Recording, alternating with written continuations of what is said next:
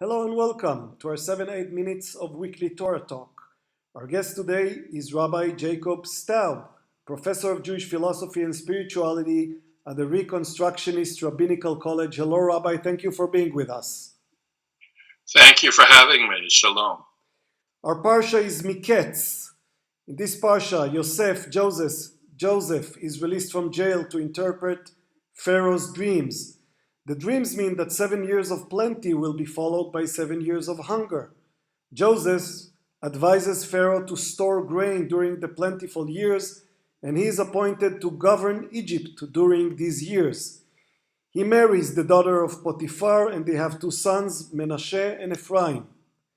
Famine spreads throughout the region, and 10 of Joseph's brothers come to Egypt to purchase grain. The youngest brother, Benjamin, stays home.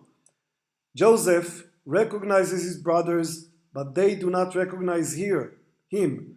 He accuses them of being spies and insists that they bring Binyamin, his brother, to prove that they are who they are, or who they say they are. Jacob reluctantly agrees to send Binyamin, and this time Yosef receives his brothers kindly. But then he plants his silver goblet in Benjamin's sack. When the brothers set out for home, they are pursued, searched, and arrested when the goblet is discovered. The first pasuk of this parsha says, "Vayhi miketz shnatayim yamim uFar'o cholem ve'ine omed al ha'yeor." It came to pass at the end of 2 full years that Pharaoh was dreaming, and behold, he was standing by the Nile.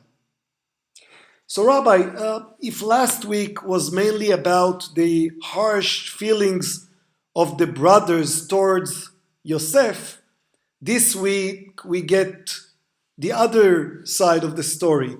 It's Yosef reciprocating by showing his side in this family drama. Very definitely. The story of Joseph and his brothers in Egypt, this narrative that you just described, goes on for several chapters in great detail. And it is about family conflict and tension, and about the possibilities for reconciliation and healing. I'm not sure that, as I'll explain, I'm not sure that Joseph provides us with a model for exactly how to do this, but we see him struggling, and we can identify with the struggle of both sides. He has a lot of grievances. He was ridiculed as a young man by his brothers about his dreams. He was resented as his father's favorite with his coat of many colors. They sold him into slavery to the Ishmaelite or Midianite traders. He ends up at Potiphar's house. After some of them even plotted to kill him. So selling him that was the good thing. Yeah, right. That they sold him rather than killing him. Right. Let's not leave that out. He heard the debate about whether he should live or not among his 10 older brothers. So he ends up as a house servant. He gets falsely accused by Potiphar's wife. He ends up in prison. We know that he has to get cleaned up, shaved, and his hair cut, and put decent clothes on before he can get before the Pharaoh. We know he was really in prison. He's had a very hard time of it. And now he's the one in power. He is second in command to Pharaoh, the viceroy, and he can do whatever he wants to his brothers. And we can imagine his anger, his PTSD, post-traumatic stress, his history of rejection and isolation. And he puts them through a lot of tests, as you described. He calls them spies. He makes them go back and get his younger brother Benjamin. He traps them by putting their money in their sacks, and then he later puts, when they bring Benjamin down, he puts his goblet placed in Benjamin's So he continues to torment them or to test them, at least until Judah steps forward to offer himself and his life in place of their youngest brother, Benjamin. So what is it that he's trying to do? Is this just revenge, or is he trying to teach them something? What are we seeing here? Yes, so this is part revenge, and it's part, I think, testing. Do they deserve to be spared? Do they deserve to get this food? Do they deserve to have his kindness? He's seeing, we can see this as, should he trust them? Are they trustworthy? Are they the same wicked brothers that he had before, or have they grown? And I think what he's reflecting, at least as I understand it, is, the problems, the challenges that we all have, given our family histories. We get together for Hanukkah or for Pesach or on a holiday, on a Shabbat. We have many grievances from our childhood and from our young adulthood. We have rivalries. We have done bad things to each other that we'd rather forget. And beyond the family drama, we tend to want to defend ourselves and to seek justice. Do they deserve our kindness? Do they deserve justice? In Brachot, in the Talmud, in 7a, Brachot, Rav Zutra Bar Tuvia says in the name of Rav, God prays. What does God pray? What are the words of God's prayer?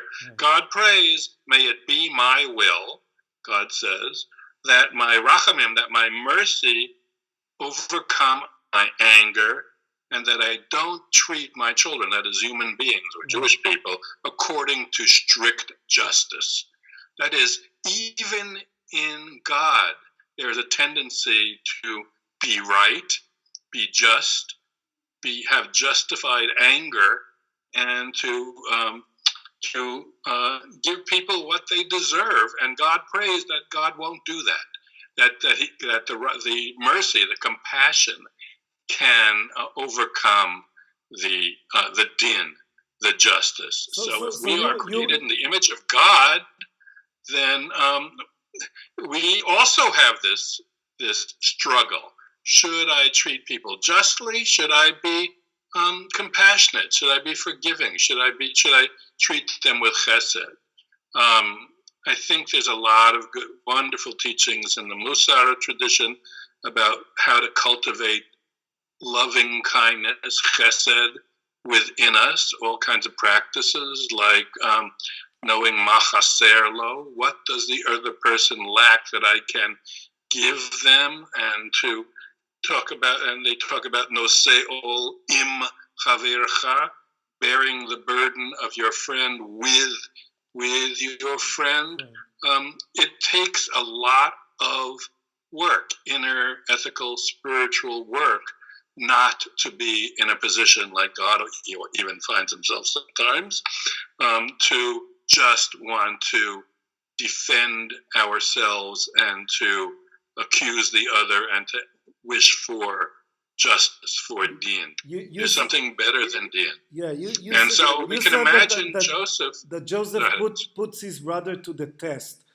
Does he want them to pass the test? I think Joseph is an angry man. I think we can. He's clearly bitterly enjoying putting his older brothers through the ringer. And I think mostly what he cares about is Binyamin, his full brother. Right. He wants to see him. He cares about his father. The first thing he asks about is how is your father? And he cares about his father getting food. You know, they're dying of famine back in Eretz Israel and Canaan. I don't think he's a great model to us for this cultivation of chesed, of kindness.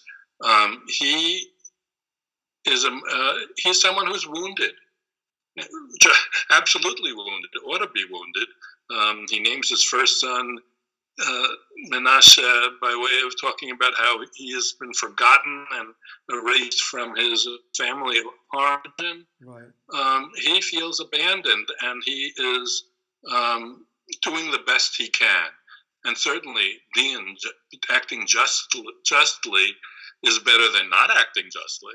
But there's further that we can each go than just to give our brothers or our neighbors what they deserve. We can imagine what they're going through.